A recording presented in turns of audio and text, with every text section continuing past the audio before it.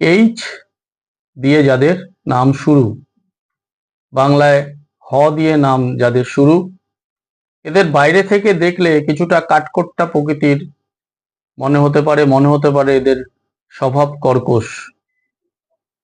এরা একটু অন্তর্মুখী জগতের ব্যক্তি হন। নিজেদের লোকজনকে নিয়ে, নিজের খুব কাছের মানুষকে নিয়ে এরা থাকতে পছন্দ করেন। তাদের জন্য এরা অনেকটাই উদার হন, কিন্তু আপাতভাবে মনে হতে পারে এরা আত্মকেন্দ্রিক।